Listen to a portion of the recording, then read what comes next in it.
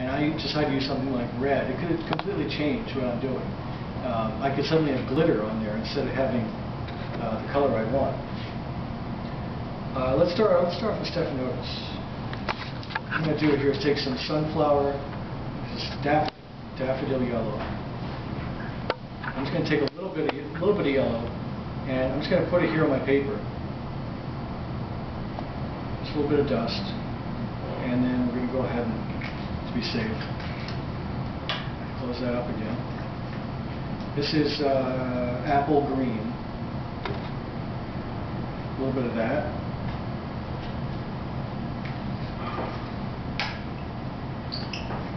And this one's forest green. And you can see some of these have distinct color to them. Someone's used red on a couple of them. And you can see on my apron I'm getting orange. You know, it's just because somebody used that for the last time this was used. So you can see I'm making a little palette.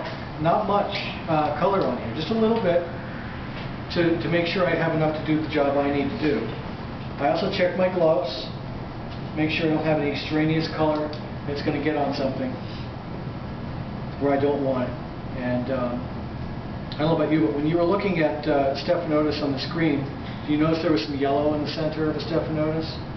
That's what I'm going to do. A little bit of sunflower yellow right here in the center. The thing to remember about this color is you can always put on more, so take your time on this. Take your time. If you can always put on more, so put on a little, then come back, put a little more on if you need to. Now mine's not perfect here. There's a wire showing through in the center, and that's because the wire managed to push its way up a little bit. Not much I can do about that at this point. You know, it's going to be there. But it's going to look a lot better all of a sudden, a little bit of color in there. What that yellow is basically is just a little bit of pollen. In nature, it would be a little bit of pollen that found its way onto the face of the flower. And that happens because bees visit these, and they just drop a little bit of pollen. The bottom, on the other hand, is going to connect to a stem. The way Stephanotis is, though, the stem gets thicker as it comes up, and then it joins with the flower, and the very base of the throat is going to be a little bit green, have a slight green tinge to it.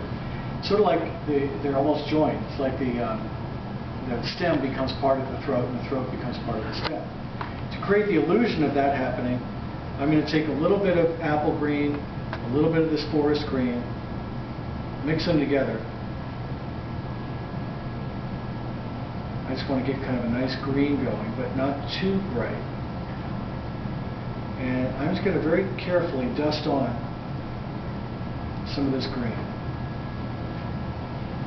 And what I'm doing is I'm doing it lightly, and little by little. For those of you who wear makeup, I think you'll know what I'm talking about. When you apply makeup to your face, do you just take a big fluff brush and just go bloop, bloop, bloop, bloop? I'm ready to go. No, you don't. You take a little bit, right? A little bit, right? And then you take a brush that has nothing in it and you kind of fan it and you kind of feather it in. Why? Because you don't want it to be too intense, right? Otherwise you'll have a big red blotch under this cheek, a big red blotch under that cheek. You know, it just doesn't work. Eyeshadow's the same way. You feather it in a little bit. You kind of work it in a little so that it is softer, has a little more soft transitions.